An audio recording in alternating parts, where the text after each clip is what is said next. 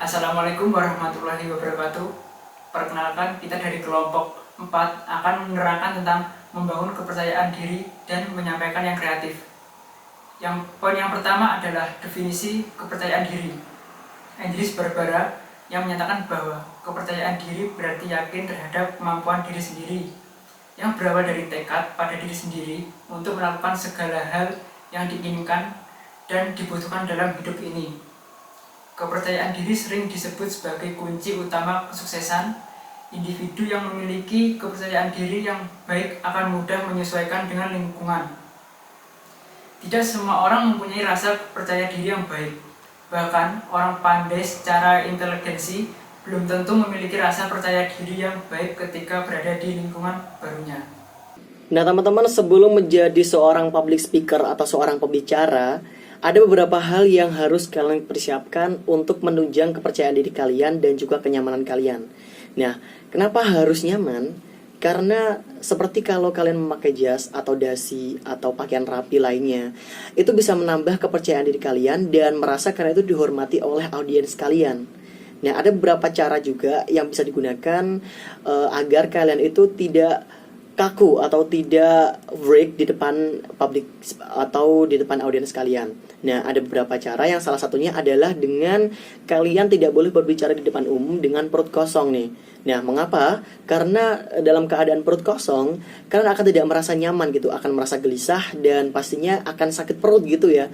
Mungkin ada sebagian dari kalian kalau tidak sarapan itu akan menimbulkan lemas gitu ya, akan kelihatan juga dari penampilan kalian saat di depan umum. Nah, ada juga mungkin buat kalian bisa menyediakan botol air ya, botol air yang diisi air ya pastinya ya. Nah, itu bisa membuat kalian kalau haus atau mungkin bibir kalian itu kering, itu bisa membuat lebih segar gitu loh, lebih semangat lagi karena tidak kekurangan air atau mineral gitu. Lalu gunakan mikrofon portable, karena dengan mikrofon portable itu kita bisa leluasa bergerak karena tidak terbatasi dengan kabel. Lalu selalu datang 15 menit atau 30 menit sebelum show up agar kita tidak nervous ya. Oke, tips selanjutnya adalah pastikan sudah ke kamar mandi sebelum kita tampil di depan umum. Biasanya nih ya, seorang speaker kalau kita akan tampil di depan umum mengalami spikofobia atau gugup demam panggung yang mengakibatkan, aduh perutnya nih kenapa nih, kok mau ke kamar mandi gitu ya rasanya. Padahal nyatanya nggak kenapa-napa. Nah, itu salah satu ciri-ciri demam panggung. Kalau kita udah ke kamar mandi sebelum tampil, itu tidak ada alasan bahwa kita akan kebelet kencing atau yang lainnya. Tips selanjutnya ada di atas segalanya, seringlah tersenyum. Biasanya kalau kita terkena gugup atau demam panggung ketika di depan publik, biasanya mengalami kesalahan-kesalahan yang ya mungkin kita sadari. Nah, maka dari itu seringlah tersenyum ketika kita melakukan kesalahan. Misal kita salah mengucapkan sesuatu, ya biasakanlah tersenyum. Biasakanlah setelah berbicara, smiling voice ataupun wajah kita tuh memperlihatkan kalau kita mempunyai kepercayaan diri yang lebih. Kemudian ada juga tips buat teman-teman semuanya yang ngakunya pendiam ataupun jarang berbicara di depan umum. Untuk meningkatkan kepercayaan diri kalian, bisa juga dilakukan dengan menyampaikan materi atau pembicaraan kalian itu yang sedang hangat dibicarakan atau mungkin viral gitu ya. Jadi kalau kita membahas sesuatu yang viral, pasti audiens kita juga akan mengikuti alur dari pembicaraan kita. Jadi sama-sama nyambung gitu loh. Paham kan maksud saya? Oke, kemudian yang kedua ada juga mungkin kalian punya icon, jadi atau punya ciri khas sendiri dari pembicaraan kalian. Mungkin kalau saya contohnya, Assalamualaikum warahmatullahi wabarakatuh. Senang sekali Zamkan di sini menyapa kerabat muda semuanya, menyapa teman-teman semuanya. Tetap sehat terus, tetap stay safe dan juga tetap jaga kesehatan dan juga tetap patuhi protokol kesehatan. Nah, itu mungkin ciri khas dari saya. Mungkin kalian atau teman-teman semuanya punya ciri khas dari pembicaraan kalian sendiri atau mungkin ikonik, hal yang ikonik dari diri kalian. Nah, itu tunjukkan dan show yourself. Nah, kemudian ada juga buat kalian nih yang lagi presentasi ataupun menyampaikan materi, jangan sampai udah dari awal kalian menyebutkan atau menjelaskan dari atas sampai bawah, udah panjang banget, udah lebar banget, udah lama banget, tapi ternyata kalian tidak menemukan inti dari presentasi kalian. Jadi audiens tidak akan paham dengan apa yang kalian jelaskan. Itu berbahaya sekali karena ini tuh sering terjadi bagi kalian-kalian semuanya. Nah, caranya ya yang paling efektif yaitu dengan menggarisbesarkan apa yang kalian jelaskan gitu. Jadi tidak usah panjang lebar, yang penting langsung pada intinya. Seperti itu. Yang selanjutnya adalah berlatih di depan cermin atau tutor secara konsisten. Berlatih di depan cermin atau tutor memberimu kesempatan untuk mengevaluasi banyak hal sehingga persiapan lebih matang. Sebab percaya diri seorang public speaker tidak muncul begitu saja.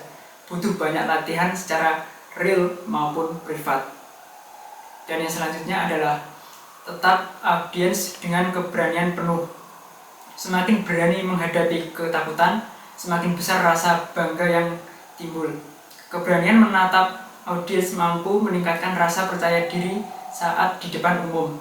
Sebelum kita membahas bagaimana cara penyampaian yang kreatif ketika kita berada di atas panggung ataupun di depan publik, nah ini adalah bagaimana caranya kita membuka suatu forum tersebut atau bagaimana cara kita melakukan opening. Sebelum kita mulai berbicara, ada tips dan trik bagaimana sih seorang speaker itu meyakinkan diri kita untuk lebih percaya diri gitu. Yang pertama ada kontak mata. Nah, pastikan pandangan ke seluruh audiens. Jangan memusatkan pandangan kita kepada satu titik aja. Misal audiens yang ada di depan aja atau audiens yang ada di belakang aja. Nah, pastikan pandangan kita menjelajah semua audiens, dari audiens yang ada di belakang, di depan, di tengah, kanan, kiri, semuanya. Yang kedua, ada senyum. Pastikan sebelum berbicara itu kita tersenyum. Tersenyum dahulu. Misal nih ya. Assalamualaikum warahmatullahi wabarakatuh. Selamat pagi semuanya. Yang ketiga, ada sikap tubuh atau gestur tubuh yang benar dan tepat. Jangan terlalu mendongkrak ke belakang dan jangan juga terlalu membungkuk. Kalau mendongkrak ke belakang tuh biasanya orang langsung menilai kita, duh sombong banget ya. Terus kalau kita membungkuk kayak gini, kan juga nggak enak kalau dilihat. Lalu agar lebih menarik lagi, kita bisa menyelipkan quote-quote atau kata mutiara agar pidato kita menjadi lebih menarik lagi. Teknik selanjutnya ada teknik praise atau teknik memuji. Nah, pada hakikatnya seorang manusia itu sukanya kan dipuji dan diangkat derajatnya. Maka dari itu, di teknik memuji ini harus disertai dengan niat yang tulus, ikhlas dan bersahabat. Bukan cuman peres. Nanti kalau kita terlihat peres kan orang juga nggak respect sama kita, ya kan? Nah, contohnya ini langsung. Saya tidak mungkin bisa berdiri di panggung sebesar ini tanpa kalian. Terima kasih kepada keluarga dan fans yang telah mendoakan Zian, mengantarkan Zian, mensupport Zian dari 0 sampai sekarang. Zian nggak tahu kalau tanpa kalian Zian nggak bakalan jadi seperti ini. Kemenangan Zian kali ini juga kemenangan kalian. Tepuk tangan untuk kita semua. Nah, teman-teman juga bisa mungkin menggunakan shocking statement atau statement yang jarang diketahui oleh orang gitu ya. Jadi membuat audiens kalian itu kaget. Nah, contohnya dari data dari Universitas Brawijaya menyebutkan bahwasanya tertawa itu akan membuat kalian semakin muda, akan membuat kalian itu lebih semangat lagi. Apalagi kalau kalian itu tertawa secara keras dan dilakukan selama 30 detik, mungkin itu contohnya. Nah, mungkin akan membuat audiens kalian menjadi jokes atau mungkin membuat pengetahuan baru buat audiens kalian. Dan itu bisa menjadi poin plus buat kalian. Jadi pembicara bisa menjadi icon juga dan juga bisa jadi hal yang unik buat kalian. Dan yang selanjutnya adalah story.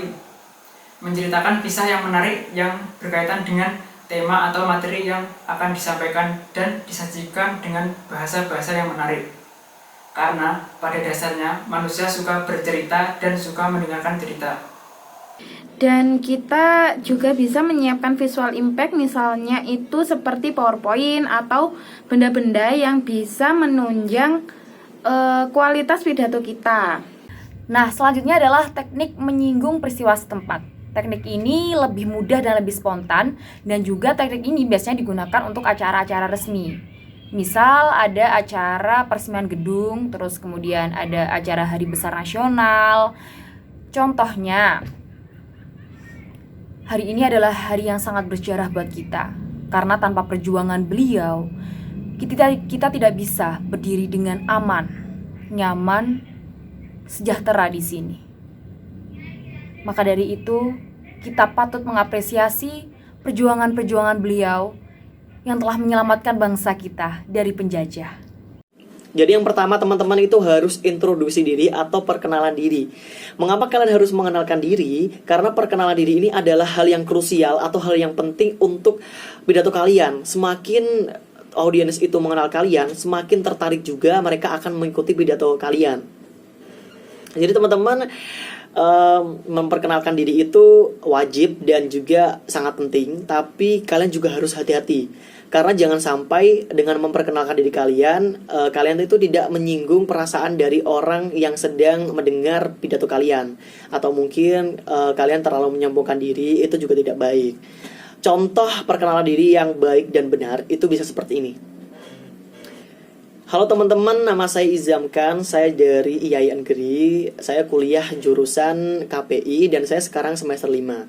Alhamdulillah saat ini saya bisa membayar kuliah atau UKT saya sendiri karena hari-hari saya sibuk dengan bekerja sebagai seorang fotografer dan videografer. Terima kasih. Nah seperti itu. Itu bisa juga menjadi pilihan buat kalian, atau mungkin kalian juga punya ciri khas kalian sendiri. Dan yang selanjutnya adalah menyampaikan humor. Teknik ini sering digunakan pada peristiwa yang santai dan bersahabat. Untuk teknik ini, pastikan seorang speaker menguasai materi dengan baik. Karena jika lupa, bukannya memberi efek lucu, tapi malah memberi kesan akhir, garing, atau biasa disebut aneh. Dan usahakan jangan memakai kalimat filosofis, karena kalimat ilmiah itu tidak sepenuhnya bisa difahami oleh audiens kalian nantinya. Kalau tadi sudah membahas tips dan trik bagaimana melakukan opening agar menarik, kali ini akan membahas tentang closing atau melakukan penutup. Karena dengan menyampaikan bagian penutup harus padan dengan isi materi yang sudah disampaikan tadi. Nah, ini adalah beberapa trik dan tips bagaimana seorang speaker harus lakukan untuk closingnya itu menarik dan tentunya sepadan dengan isi materi. Yang pertama, ada sampaikan bagian materi yang paling menarik dan terbaik tentunya dengan harapan apa yang sudah disampaikan oleh speaker dari awal sampai akhir itu berharga buat audiens. Nah, misalnya tadi speaker membahas tentang presentasi public speaking. Bagaimana menumbuhkan kepercayaan diri seorang public speaker. Nah, intinya apa? Terus bagaimana kata-kata mutiara yang ada di situ, bagaimana kata-kata yang berharga itu di bagian mana, sampaikan di bagian akhir, sampaikan lagi. Karena kata-kata yang terakhir diucapkan oleh speaker biasanya itu adalah kata-kata yang terakhir didengar dan diingat oleh audiens. Dan sampaikan kembali apa isi pidato kalian di akhir pidato kalian. Dan yang selanjutnya adalah jangan menutup dengan kalimat yang heboh dan puitis berirama. Sampaikan penutup dengan singkat dan sederhana. Dan yang selanjutnya adalah jangan bersikap jutek atau bergaya seolah speaker tidak butuh sambutan hangat dari audiens. Oke teman-teman, finally kita udah sampai di studi kasus ya. Nah, di studi kasus kali ini kita akan membahas mengenai tokoh-tokoh atau orang-orang public figure yang mempunyai ciri khas dan juga bagaimana cara mereka untuk menyampaikan pembicaraan mereka atau public speaking.